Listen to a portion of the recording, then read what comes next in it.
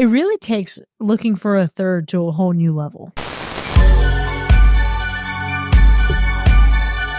In episode 331, we unpacked the first chapter of a Rennie Harlan trilogy designed to reinterpret an iconic home invasion story. While all three chapters were filmed consecutively in 2022, the team went back for reshoots dedicated to reshaping the final chapter based on audience feedback.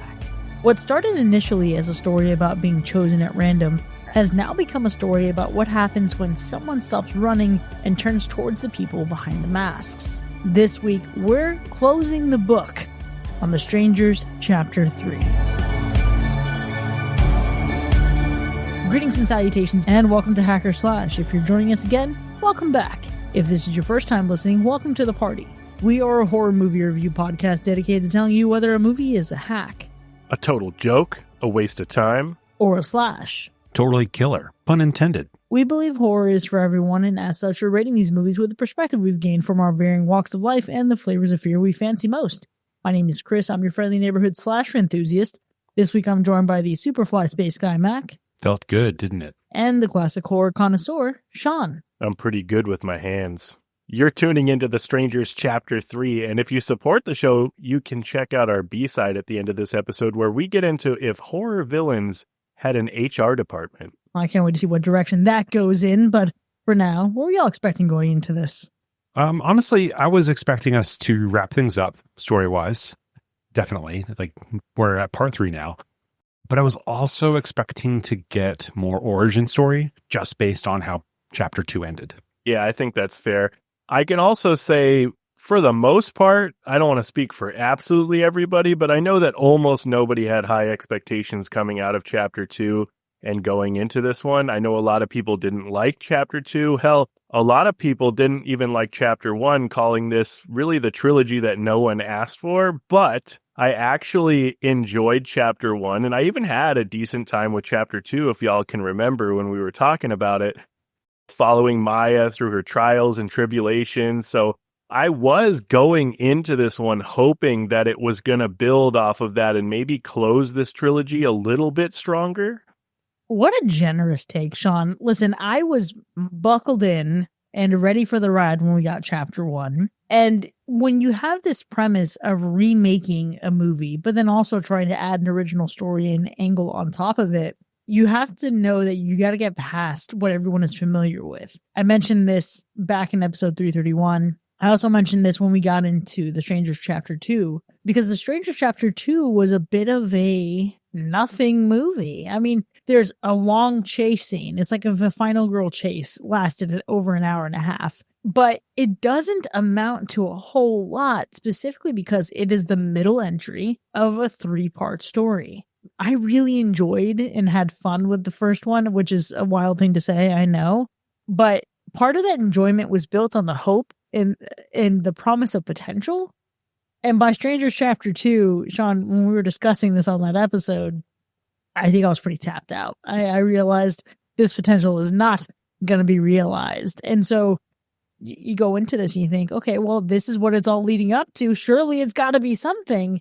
But the big fall for me from Chapter 1 to Chapter 2 told me everything I needed to know, which was that it was going to be a whole lot of nothing. It's a tough one because I think you go into this one and you start to feel, genuinely underwhelmed, frustrated, even confused at times. And I think really to your point, Chris, is just even describing your experience going from Chapter 1 into Chapter 2 and now like where your head's at going into Chapter 3 and just the feelings that you get while watching these all go, right? And you think because this was filmed and released in 3 separate parts, it almost made this one feel like it was stretched thinner and thinner over each consecutive film, trying to be one big story that was just released in 3 parts. And you start to wonder, like, why was it 3 movies? Why is such a great question. I am honestly so excited to hear Mac's perspective on all of this, because Mac, you weren't on any of the original Strangers episodes, but you did treat yourself to some context. Yeah, so I watched for the first time, actually, everything all in a row from start to finish. Well, with the exception of the first one, I watched that previously and then watched Pray at Night, Chapter 1 and Chapter 2 all back to back in a row. Well, you just went hard. I did. This reminds me of kind of when I at least started with Friday the 13th. I did a similar thing where I just absolutely binge watched a bunch in a row. And, this movie, it makes me think of West Wing. I don't know if either of you have ever watched that TV show, but Jed Bartlett, the president in that show, has a signature phrase that he says, and it's, "What's next?" And sometimes that's in good ways, and other times it's more in line with how he says it in the show. I think chapter 1 and chapter 2 for me weren't bad in comparison to what a lot of people experienced, because I was watching them all in a row really, really quickly. And so I think it was more tied together, and I was like, all right, I kind of see what you're doing here. I wasn't the biggest fan of the first installment or second installment. Honestly, it's not really my genre, but I can see that we're going to change it up. All right, where are we going to take this? And the end of chapter 2, goodness, it put us at a place where we could kind of go one of many different directions here. But I think this film just moved in such a weird zigzaggy way that I just spent most of the time questioning what was going to happen next. And it was less like the beats of a story tied together with this happens because that happened. And it's more like here's what happened, and then this happened, and then this happened, and then that happened. So there's a certain appeal to a yes and organization. When you can feel like you're building onto something and you're building some momentum and it's going to get somewhere, I love that. My struggle with this movie is I couldn't be bothered to wonder what was coming next because I was so bored. How do you do that? I love slashers. I love The Strangers. And yet this movie, in its final chapter, in its conclusion, it managed to feel what is almost for me like Hell House LLC origins. In that the longer it went on, the less I gave a damn about what was happening. It's so disappointing to get into that because the biggest thing I felt was just boredom. It was also simultaneous frustration at the absolute waste of Madeline Petch's talent. It was honestly astounding to me that this movie, that this screenplay was considered enough for a standalone feature film, much less the third part of a 3-chapter deal. This is screaming straight to Hulu. It seems like a Hulu original series and not one of the high budget ones. Actually, you know what? It does seem high budget, but I can't even think of like the other Stephen King based Hulu series that people just gravitate towards. It just seems like one of those, hey, we made a thing and put it on Hulu and people are like, all right, cool. I'll stream it when I have a chance to do the laundry. Listen, there's a lot of things that go straight to streaming and are pretty fun, but this just seemed needlessly long. This could have been an email. This whole meeting could have been an email. That is the sentiment that you get from this movie. And it's also wild because it feels like our main girl, Maya, becomes less interesting the more the movies go. And she's supposed to be turning into more of a badass. And it's not a detriment to the performance, but it's genuinely the direction and the way the character is written and the decisions that are made that I'm like, what are we doing here? Well, yeah. I mean, that's exactly my point in saying that you really get to the end of the third chapter and really you just kind of, when you really reflect on all of it, you just kind of want them all to be one like 2.5 hour film, and then you would have been fine. If you just made the one film and put all of the events in all of the chapters into one film, it probably would have been good, because the result now is in chapter 3, it's a disappointment because the pacing is so slow and draggy with these extended moments where nothing really actually is happening. And the characters, specifically Maya, to our points, right? She makes stupid choices. That part I had fun with in chapter 2, but at least in the last one, it was just generic slasher fun. Whereas in this one, it just plain doesn't make any sense. It really doesn't. And it also doesn't make sense. And this is yet another disappointment.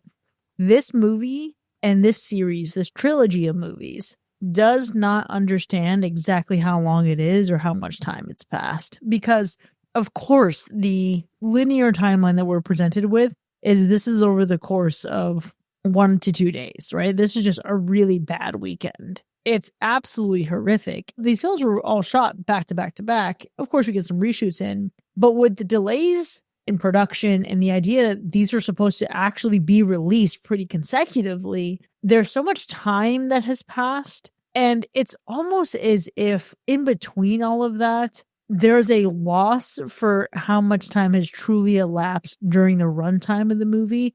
And I say this because there are dynamics between characters, relationships, dare I say, that are building between characters that make no fucking sense.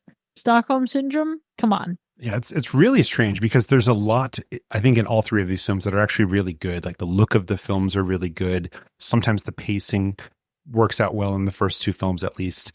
But there's some stuff here that's just bad. And it's mostly the plot, the characters, and honestly, the casting is a little bit, now I realize, kind of a disappointment. And that's probably because I've seen The Night Agent, and that ruins Gabriel Basso for me, just like straight off the bat. Like anytime I see him, all I think of is his goofiness in that TV show. But yeah, I think, I was definitely disappointed by the decisions that they made.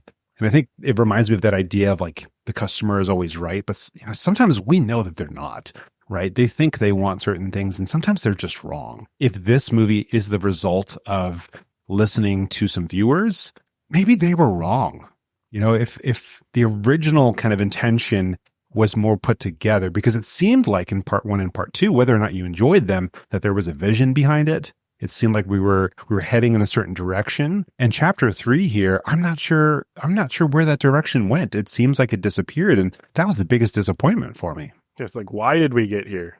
The biggest question is, which viewers?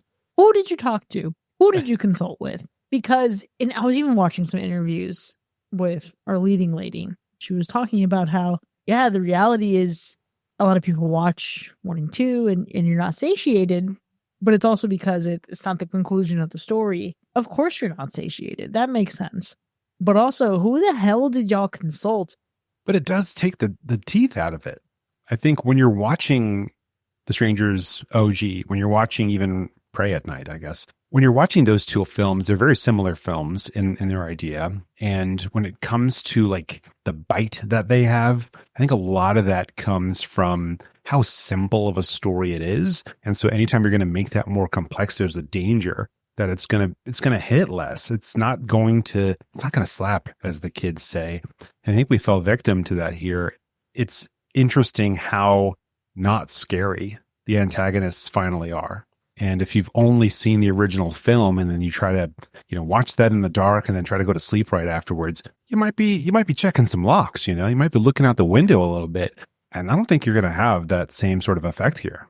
No, not at all, for sure. I mean, for a franchise that used to thrive on literally quiet dread, this one mostly lands with just this shoulder shrug. The tension and fear never click. The scenes are set up like they should be scary, but the payoff rarely ever even comes. And it's predictable, and you're just not invested even in the characters enough to feel anything for them. So you don't have the same sensation that you had watching the original from 2008 or some of the earlier things that we got in earlier installments. It's just not here. This is another classic case of you over-explained it. You did too much. Less is more. And this movie simultaneously did everything and nothing at the same time, which is honestly incredibly disappointing. For as brutal and violent as aspects of this movie can be, it is somehow so much less than anything we saw before. I know I talked a lot of shit about the warthog scene. Give me the warthog again. I would take that. And again, we're talking about this on the heels of Cannibal Holocaust, but I would take that movie, that scene again and again and again over some of the nonsense that we get in this movie. And by nonsense, I mean a whole lot of nothing. It is insane to me to look at this film and also see what feels to be like the squandering of potential when we think about the idea of playing with the term strangers and thinking about how complicit people can be. This movie and this franchise really had an opportunity to do something different while honoring the spirit of the original, and this just doesn't feel like that. Now, I can at least give it credit for doing something different, even if it does bastardize such a great original movie. And even Pray at Night, great. It's weird because there's a moment with I think, an antagonist that reminds me of other antagonists, but not done well enough. It's kind of a feeling of they sat down and thought, hey, Buffalo Bill's got to do mundane stuff, got to do some bills, got to pay taxes. What if we applied that treatment to like Leatherface? Like Leatherface is like sitting down doing mundane tasks, and then took that and distilled it into the antagonist that we get here. And this film, I mean, we're going to talk about the ending in just a minute, but this film could have been absolutely out there. They could have done some really crazy stuff with all sorts of different characters, right? They could have gone in many different directions. But it just feels like the meh version of other baddies here. I mean, this is a simple thing. You got people in masks and they stab you and then you go bye-bye, and that's the movie. They break in and you get stabbed. And to take that idea, go deeper with it, and then not really kind of nail it in any regard, it would be insulting to say it's ripping anybody off. I guess they riffed here is really what we did. We riffed on the original idea of The Strangers, but we didn't really pay homage to very much, at least in an effective way. Yeah, this movie and really this franchise feels less and less original the further it gets along. This one is derivative for sure. It's familiar. It feels overly safe, especially for a finale where it definitely should feel like it swung harder. The fucking film repeats the franchise's own moves, making it feel more like a greatest hits album, only it's really a greatest hits full of bad covers where the artists just don't get it right. You know what I mean? Like, have you ever seen those albums where they're like, this is just a collab of a bunch of artists paying tribute to one other artist and they're just doing covers, and it's like, no, this just isn't it. That doesn't even sound right. And that's kind of what we're getting here. You know what else doesn't sound right is this damn ending of this movie. Again, talk about the most anticlimactic conclusion that you get. Now, it does go an interesting direction. I say interesting very generously. It's a very liberal use of the word interesting. But it is largely Madeline's input that got this scene to where it was, and I can appreciate the whys behind it. But as we close the book on this trilogy, man, it really just went out with a big womp womp. Yeah, it felt too safe. I remember walking away from this movie and just thinking, if this is where we were going this entire time, why the fuck did we need 3 fucking movies to get here? I just think that this movie might have been trying to land with this brutal simplicity that has worked in the past, but it didn't land at all in this ending. Absolutely brutal. I mean, it was bewildering.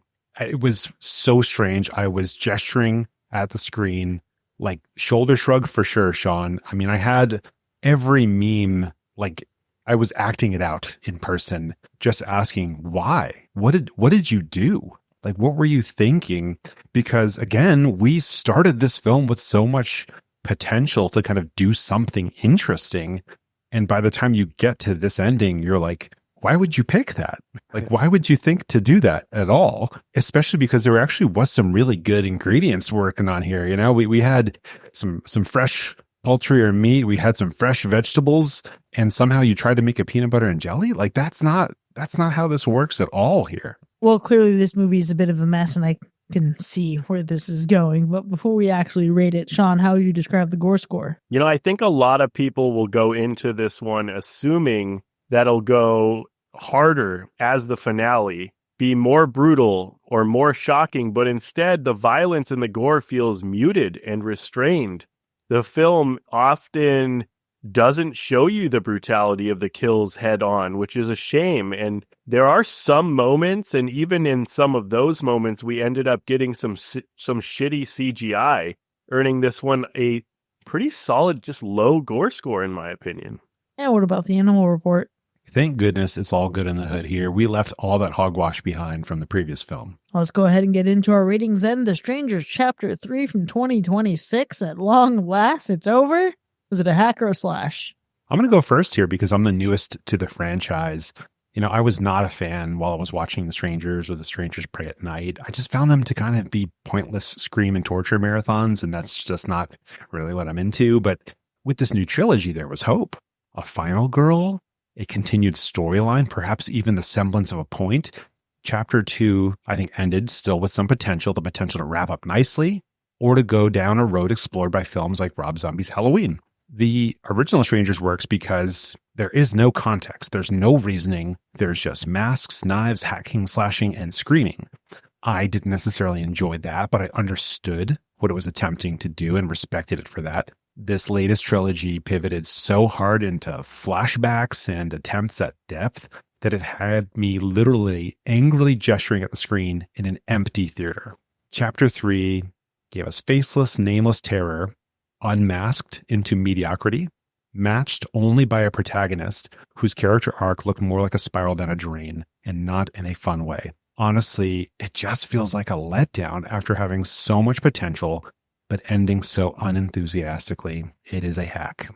Well, I gotta give it up to this film because The Strangers Chapter 3 somehow managed the rare feat of being both the final chapter and the final straw. After the two movies that preceded this one, the supposed payoff we were hoping for doesn't land with a knife to the gut, but rather just a gentle tap on the shoulder to really just see if you're still awake.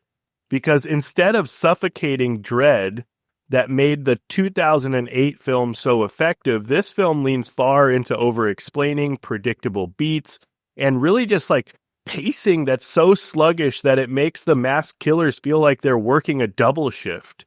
And the whole 3 films shot as one story loses its ambition and ends up feeling like it was just stretched way too thin by the time we get to this chapter 3.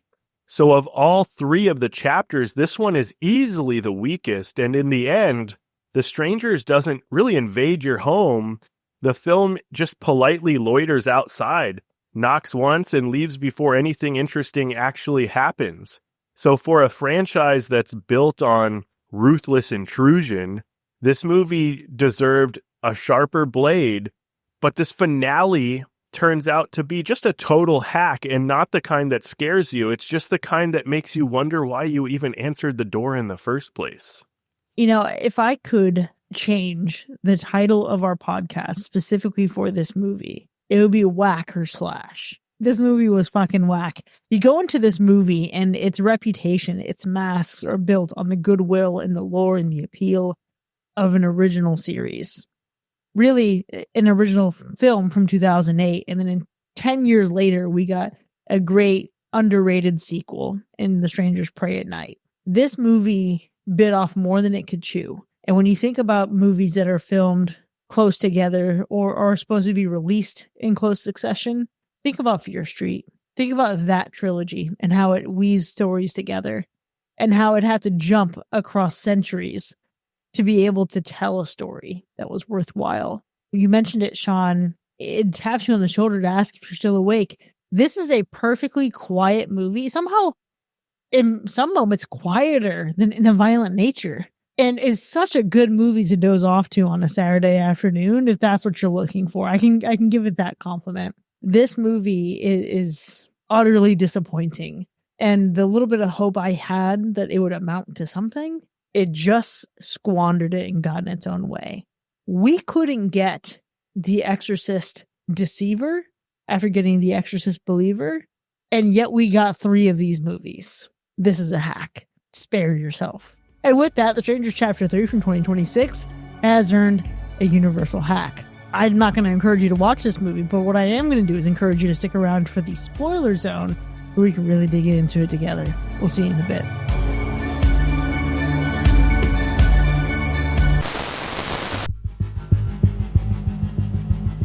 This is a public service announcement brought to you by your friends at Hackerslash and your own poor decision making. If you are currently at home, please remain calm. If you are alone at home, you are already failing this test. This message is to remind you of some basic stranger safety guidelines to help keep you alive. If someone knocks on your door late at night asking for someone who doesn't live there, that is not a misunderstanding. And they're probably not looking for Tamara. That is just Act 1. Do not open the door to be polite. Politeness is how the franchise continues. If you hear a noise behind you, do not investigate. They are counting on your curiosity and your bad peripheral vision if the power goes out. please understand, this is not weather-related. It is personal. For your safety, always remember, lock your doors, close your blinds, and never whisper plans out loud. They're already in the room. If you see someone wearing a mask with no expression, do not scream. They find that encouraging. And finally, if you believe you are being targeted at random, please remember, it's because you were home. This has been a public service announcement.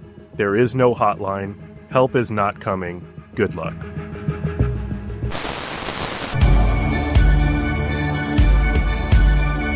Welcome back, folks. You're now entering the spoiler zone for The Strangers Chapter 3 from 2026, which has unsurprisingly earned a universal hack. Now, we have so much to get into here, but before we get down to the specifics of our ratings, Sean, let's go through that sleigh by sleigh. Yeah, let's get into it, because even though the kills, in terms of visual gore, were a little lackluster, there's still some worth talking about out of the 12 total kills that we got. And so I do wish we got a little more of the action with some of these kills for sure. But there was some pretty impactful kills. There were some fun ones that we can talk about, even though we may have not gotten to see all of the action or all of the blood and guts. But I got to know, which one of these kills had you knocking on the door? There was some good ones in here. And I think for a moment, it kind of felt like Star Wars again, let the past die, kill it if you have to, especially when we got to Dollface here. I think it was kind of going out with a whimper, but it was also really satisfying to see Maya do it, right? I mean, we're in that moment. We're just like, do something, dude. Like, there's weapons nearby. They're putting a weapon in your hand. Like, make a move, go out with a bang. And when she just like sat there doing nothing, it was so dissatisfying. But the turnaround, the realization that, oh, I can do something. And to take out little Dollface there was great. What a great moment. I actually was so disappointed that it went the direction that it did, where she's just like brutally killing Dollface, and then all of a sudden Scarecrow's just like, yeah, okay, I'm into it. I needed a little bit more danger than that. This movie is a struggle for me because it felt like there were zero stakes. Maya couldn't drive. She honestly couldn't just stay away. She couldn't quit Scarecrow. And that's the problem. So many opportunities that she could have just walked away. And there was a lot of moments where he was just letting her. Yeah. And I think the death of her sense, the death of her character, the death of this movie's potential, all of those horrific deaths in this movie. But in keeping with a motel kill and in keeping with Dollface, I want to go for the cheating boyfriend. The fucking pedophile. Sir, she was at 14 at best. She obviously looked like a child. You're gross and disgusting.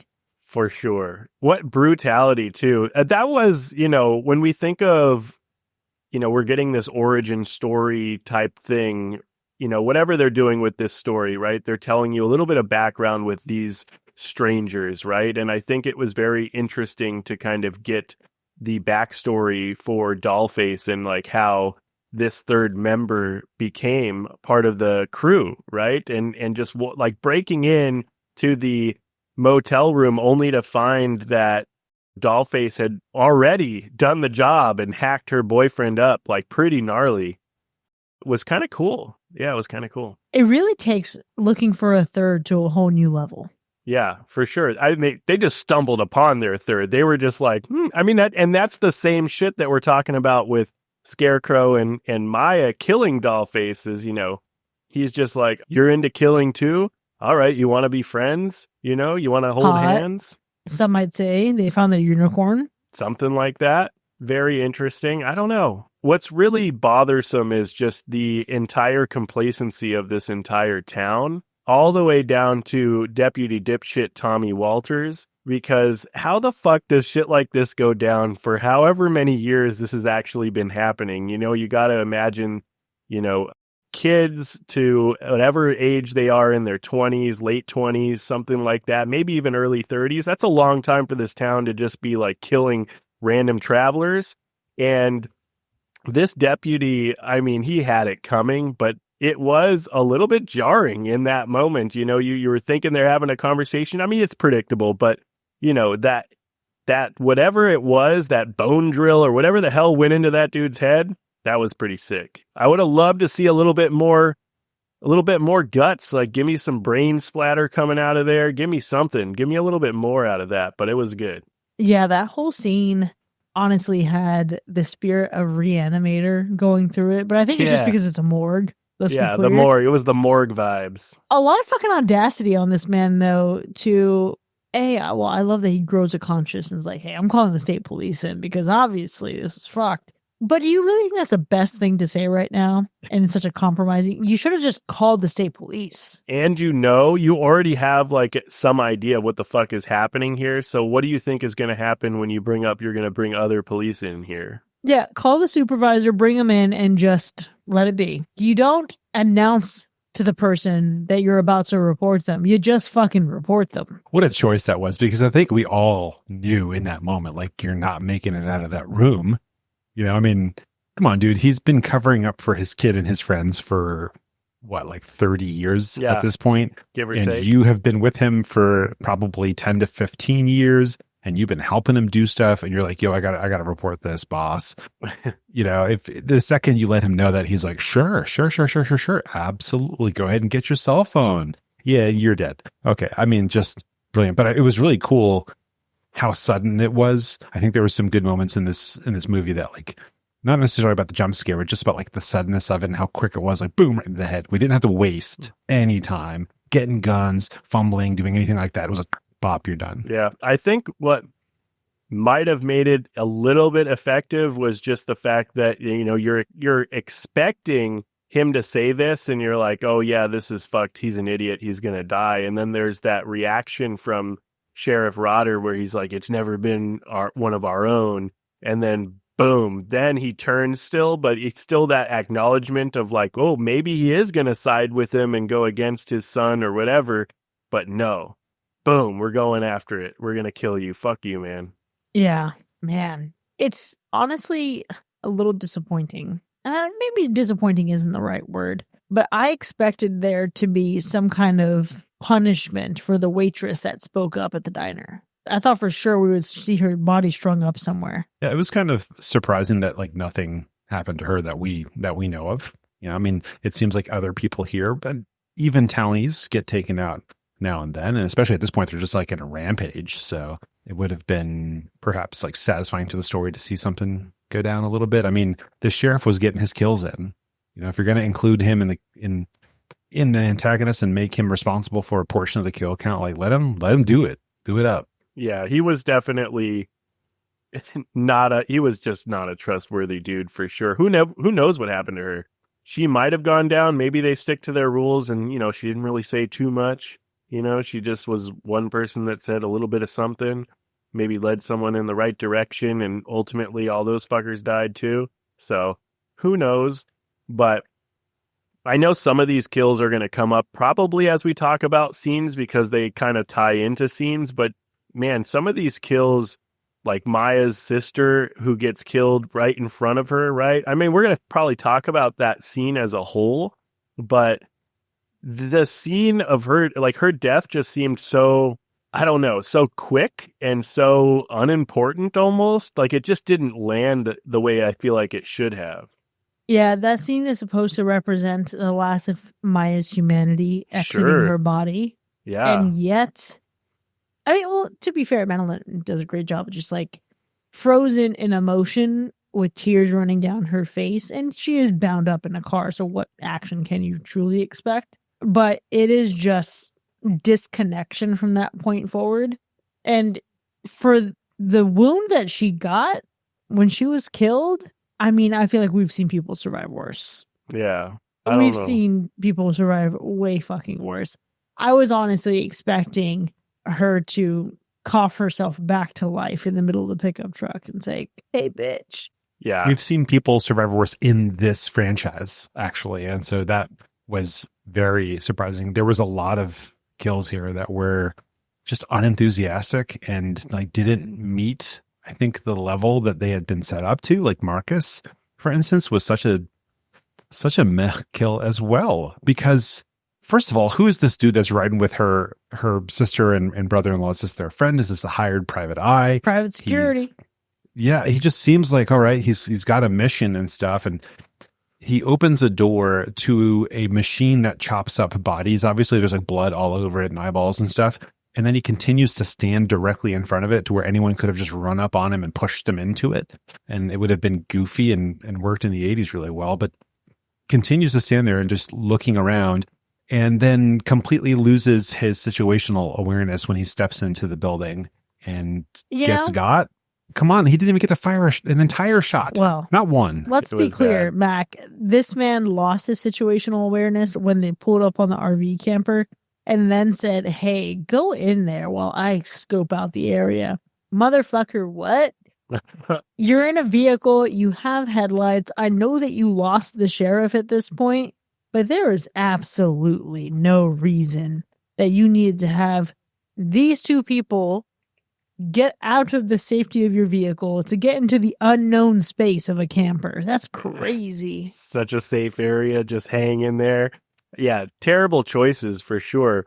But even Mac, you're describing like as he's going through the wood chopper house or whatever, the lumber house, and you see the eyeball in that machine. The eyeball looked fucking terrible. It looked so shitty. Even with the amount of like gore that we get in this movie, you think the little bits that we would get would be like high quality. But no, this thing just looked like they digitally placed a fucking eyeball in there. It was so bad. Yeah, I want to really underscore the part where you talked about you'd expect it to be high quality. And I want to pivot to what I thought was the worst aspect of this film's production. And again, there's a lot that this movie does really well. As a whole, it's not a good movie, but aesthetically, this movie looks fucking great. The cinematography is excellent. There's a little bit too much of the rack focus in a couple moments earlier in the film with their opening scene.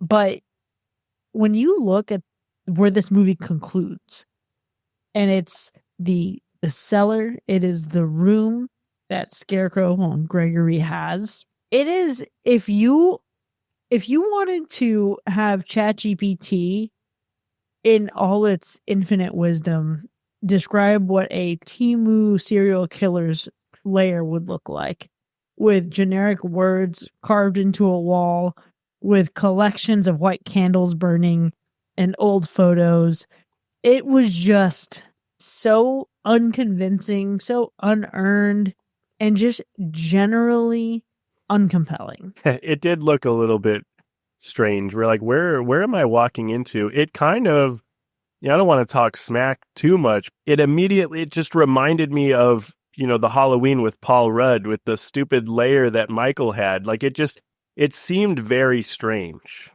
Yeah, it also seemed like the weird fucking Halloween 5 that I know I said I love like my son. I don't love this like my son.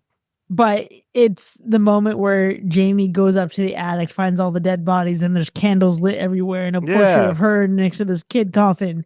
There's a lot happening in this movie. But specifically the carvings on the wall. Come the fuck on, guys. Come on. This is just uninspired. Yeah.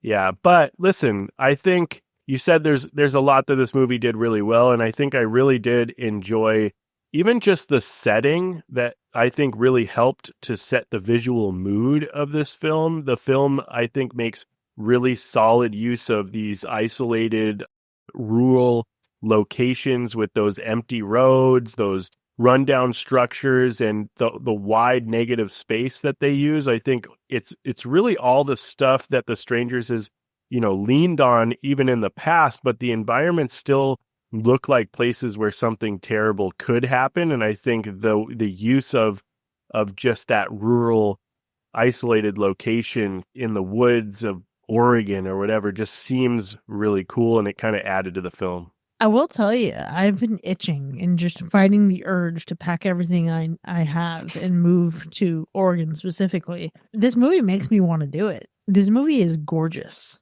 Looks like somebody's going to start watching Virgin River perhaps sometime soon. Get that Pacific Northwest vibe. It is an amazing setting though, and I think they made use of the darkness in the woods pretty well in several points. A moment did feel stolen from the latest Halloween franchise though, and that's when we've got the police cruiser about to get stolen, the sheriff steps out to go get the first aid kit to just humor her. And we get like the smoke kind of playing off the car coming from the tailpipe. And I was like, I feel like that was in one of those Halloween movies lately before, you know, one of the sheriff's head got like turned into a pumpkin or something. I don't know, but I don't know. It seemed familiar, but it did work really well visually. And it also worked really well when Maya hopped out of the car and was like hiding behind a tree, actually hiding from the sheriff before he caught her. And again, we're kind of like in that moment, like the mistiness of the woods hanging out in the dark, but we can still see her well lit. I don't love it when we've got too much darkness and you can't make out any detail. And they had some great scenes here where they were able to like be in the full darkness of the woods, but have our characters in focus. You know, if you're gonna romp through the woods, like that's gonna get boring real quick. So you got to make it interesting by actually kind of hiding them a little bit, and they were able to do that effectively here. And so yeah, making use of the setting, not just being in the country, but being near trees and plants and stuff like that. I think they kind of nailed it, especially with all the shadow work. But when it comes to my favorite scene, it's not in the woods, because it's the campiest scene, I think. I swear to God, if this is the church. No. Okay. The church was least favorite scene. That was actually part of the showing too much, you know, trying to go too far in terms of context and character origin and whatever. Like, don't take the mask off the dude when we know he's the killer now. Leave the mask on the rest of the movie. Just saying. No, I actually found a really tiny scene kind of enjoyable because it was campy. And that was when the two of them are leaving the motel, having just dispatched one of the previous killers and now two randos. And we've got Crazy on You as they're driving away from the motel. And she's like in the truck, being super uncomfortable because Maya doesn't know which way is up now. And that combination of music and intensity from the characters as they're in that beautiful Ford pickup, just barreling down the highway, was perfect. It was flawless. And I don't know why it just hit so well for me, but it really did. Because when they tried to do something like that at the end of the movie, it did not work. No, yeah. That was bad. But back then we could get away with it. I'm actually thinking about the moment in this movie that I really enjoyed the most. And it was the opening scene of the movie. First off, I really enjoyed opening up to the film with The Sound of Silence. I really, really enjoyed that. But to get the opening scene and to know that this was years before anything that's taking place in the current timeline, but we have a young woman pulling up to the hotel, and you have this interaction with Shelley, who ends up being the pinup girl. You have this interaction that is both friendly and inviting, but also deeply creepy. And it really does give a little bit of the Norman Bates energy, which I really, really appreciate. I wish that we had gotten more. I almost wish that we had gotten some reveal that, oh man, that she was still alive somehow and just was kept as some kind of like victim. Yeah. But when you look at this at the end of the scene and what it offers, it doesn't really do much besides the fact that it happened to be the number 24 room. Her death added nothing to the movie besides padding the body count. But for the entirety of the scene going up to that, before you realize that it doesn't really offer much to the story, I really fucking enjoyed it. I don't care if it was a regurgitation. I really enjoyed it. Well, it's also good. And there's another thing that I liked from that scene as well. And it's really just, there's just the moment where Claire is in the room, you know, in that infamous room 24. And we get that quiet intrusion, you know, that we're used to with the strangers. And there's this moment where one of the strangers subtly appears outside of the window. And you get the glimpse of what worked from the original The Strangers. And that starting off that way and getting that vibe kind of gets your hopes up, because you're like going into that scene and you're like, oh man, okay, we're starting off pretty good here. I wonder where they're going to go with this. It's a shame that it didn't kind of carry on that way, but it was a really strong scene. The rest of the film, I just think there were little moments that I think were really interesting or really cool shots, like when Scarecrow is putting the pinup girl mask on Maya and you get that really strange shot that's just a brief moment and you see his eye through her mask, which was just a very cool moment. And it was just a quick second, though. But it was an interesting choice, and I loved that we did that. And then there's also the scene where Maya is getting picked up by Sheriff Rodder in the car, and there's that exchange of conversation that just doesn't feel good. Like, it just feels wrong. She probably knows that something is not right here. And the responses and that shit-eating grin that Sheriff Rodder has the entire time, it's just terrible. It's just terrible. But it was good tension building for sure. You know what else was terrible? The fact that this girl stole that car and her way out of town was gone in 60 seconds because holy shit, she couldn't make it a quarter mile down the road before taking her eye off the prize and crashing her vehicle. Absolutely absurd. How does Maya's driving get worse progressively? It's an interesting development for sure. How does Maya's character, for me, just piss me off more and more the more the franchise goes on? Her character pissed me off so much this time around. I can have fun with making poor decisions in a slasher film, but in this movie, she fought and fought and fought, and then it just didn't feel like her switch of loss of humanity to flip the way that it didn't feel right. It just felt like, okay, we just gave up, and she could just watch her sister die right in front of her. No, nothing happening. I see she gives the emotions, but your fight is just all of a sudden done. It's just over. He guided your hand to put a machete through somebody in the motel room, and that started to feel good, did it? Like, I don't know. I don't know what's happening here, you know?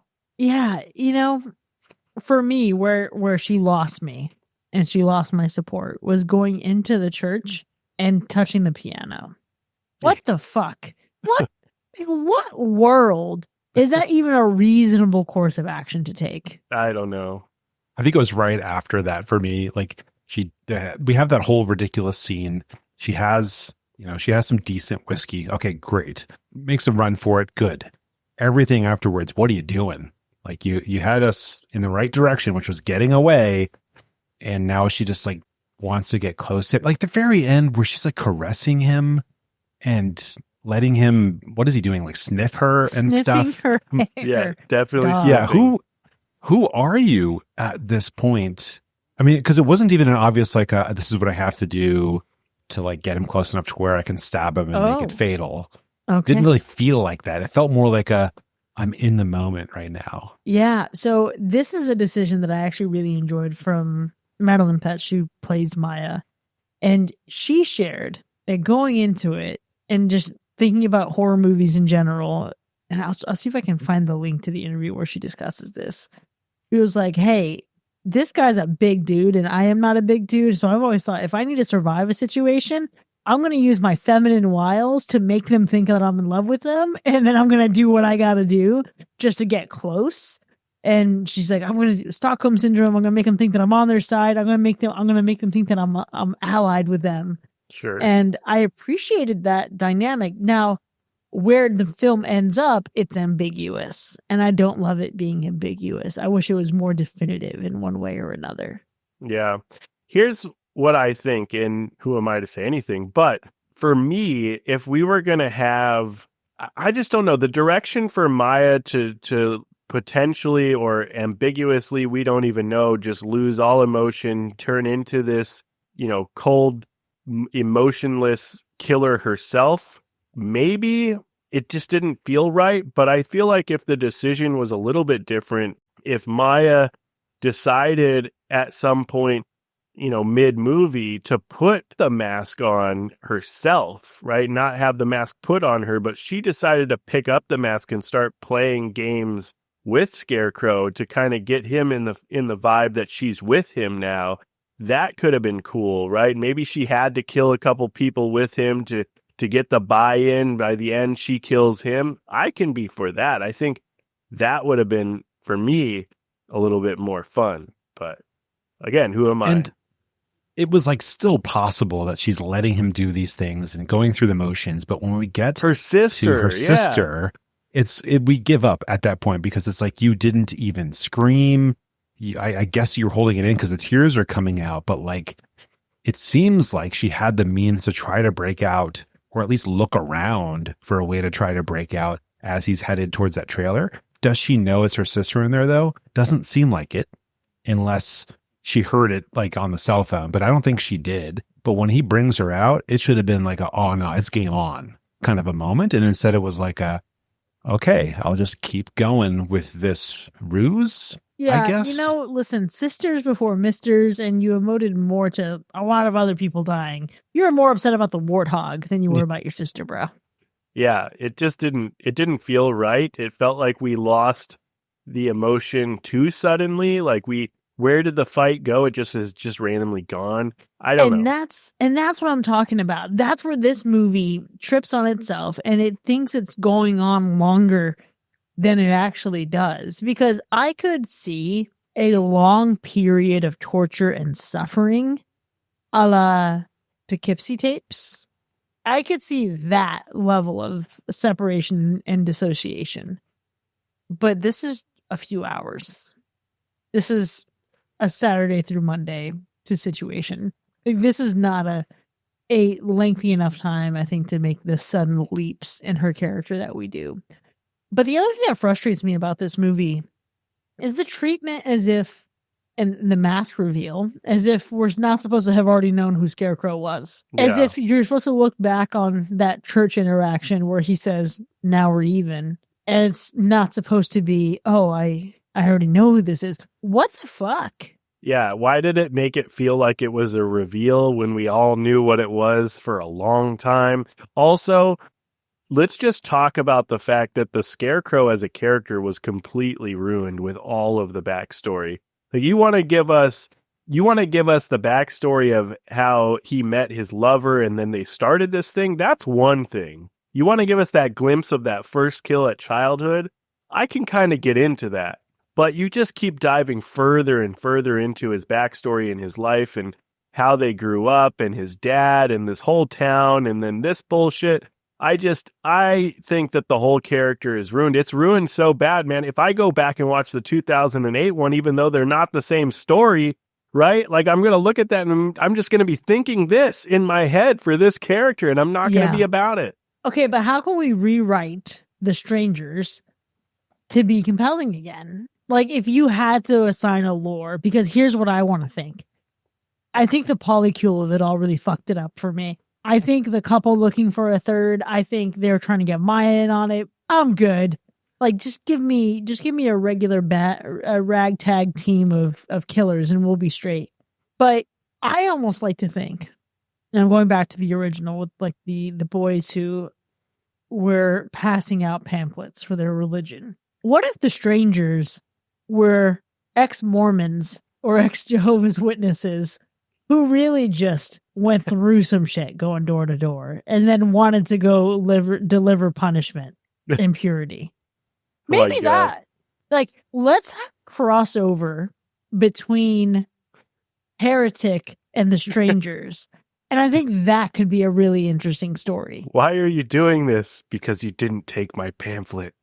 You know what? This idea, though, oh my gosh, it makes me think of a way for whoever is in charge. Look, I hope you're listening to our podcast, but whoever's in charge of the future of this franchise, there's a way to fix this. Okay, there is a very easy way to fix this. And that is to actually not ignore what you just did for the last three movies, go into a new movie with a whole new cast, and have some FBI person make a remark about, oh, there was a series of copycat murders of the original murders, right? Mention it, validate it, and then, okay, but it was copycats. And now we can move on to something more in the vein of like Spiral from the Book of Saw, perhaps like a little bit grittier, more like, not with the same ending, of course, but like something a bit more grounded, I think would resolve what was done here, because the characters are all over the place. It's almost drama, like, I don't want to say CW drama, but it's almost like teen drama in a way, because these characters are so childish in their development. It's strange. The work that we've done to go back in time and show us that, I think Sean said it best, like when we had that little bit from chapter 2, the perfect amount. We were like, oh my gosh, this is how long it's been going on. Show us nothing more of that. We're done with that. We got the little bit of backstory. We don't need to hear him speak or say anything in, his actual character when he's got the bag on his head. And so they kept going on with that. But like, we also don't need him to be one of the main characters that we've met at all without a bag on his head. We just need him to be this machine that chops people up. And that would be super effective. I think it was going to work really well had that been the case. Had we like had a red herring, oh, he could be the guy. And then it turns out he's actually decent and gets got in the last, third of the movie. I would have been so happy with that. But for him to be like, yep, I'm the dude. And I was in love with her because we're both psychos. Cool one in. Like, it was just strange. Sometimes the most obvious choice is probably the right choice. And this is one of those cases. Do we think that Scarecrow is going to be eligible for the did it all for the Nookie category? Because he really let his guard down in the spirit of eroticism and allure. Without any of the eroticism. Yes, there was no Nookie, I don't think. He did Mental it all nookie. for the sniffies of the shampoo. Oh, no. That's just the worst part of this film, though, is the complete removal of sensible motivations for any of the characters' actions. I think we just left those behind in the previous two installments. And in this one, it was like, we're going to have characters do things because we wrote them to do those things, not because it makes sense for who they are. Yeah, it's a tough one with this film. I try to pick out like the best moments of this movie, and I really think the best moments of this movie are really only the moments where we got glimpses of the vibe from what the strangers used to be. And there were a couple of moments that landed in this film. It just was not the whole vibe, but when we got those, you kind of got excited, and those were the best parts of the movie. It's literally either giving it that or just saying that the best part of the movie is when it was finally over. There's a couple of good parts to it aside from that. The soundtrack is one of them. Sure. Now, it was misused because of the plot, but the soundtrack itself was phenomenal and would have worked really well. I think visually also really good looking movie. I don't know if you all pay attention to this now, but I always look for shallow depth of field because once it's been pointed out that every streaming service overuses it, I'm looking for movies and TV shows that overuse it. And I don't think they really did here. I think they captured some full frame in focus shots and I enjoyed that. So I think the best part of the movie is how it looks and how it sounds. I am 100% aligned with you, Mac. This movie is something really pleasant to look at. If you need something decent looking to throw on in the background while you do other tasks, sure. I can't say there's much else to throw this movie in terms of a bone. But there's this idea of, okay, there's going to be a cut, an extended cut, a re-edit of the movie. It's going to be about 3 hours long. But no, I just fucking can't, guys. I can't. Somewhere in these three movies, there is the rough draft of a better movie. But I've already given too much of my AMC A-list, of my time, of my energy to these three movies in particular. And it progressively got worse every step of the way. And so I can't be convinced otherwise. I'm not watching this again. Oh, man. It's a tough one. Yeah, I really wanted to say that I would rewatch all of this as a complete trilogy, but I honestly don't really know if I can bring myself to do it now. I feel like I want to do it because it is a trilogy. Like anytime someone puts out a trilogy, I'm like, oh, immediately, once they're all out, I got to watch them back to back and just see how it flows. But I don't know if I can do it. I don't want to do it. I'll be honest about that. I would, however, do it if somebody did make a supercut of the trilogy into one good film, maybe like 2 hours, 15 minutes long. Yeah. Take the best parts, leave out the worst parts, which is a lot of, chapter 2 and chapter 3. Give us that little taste of the fact that there was an origin, but nothing more than that. And I'd be tempted to watch that supercut. But as it stands right now, if I was going to rewatch any Strangers, it would be The Strangers, the original. Well, it remains to be seen if anyone will dare to give this franchise the time of day for another 3-hour theatrical release or even more films. That is actually, I think, the biggest bummer for me is the idea that this is going to taint and stain the reputation of The Strangers. But for now, there you have it, folks. The Strangers Chapter 3 from 2026 has earned a Universal hack. While we certainly had a robust discussion here, the conversation about this movie doesn't end here by any means. If you want to find out what's on the other side of our door and go further than this episode, consider supporting the show by visiting patreon.com/hackerslash. This is where you can honestly enjoy even more of the show, including bonus content with early access, extended episodes, movie nominations, and live shows. We'll see you next time, folks. And remember, now we're even. I prayed this would never happen again. Somehow, I knew it would.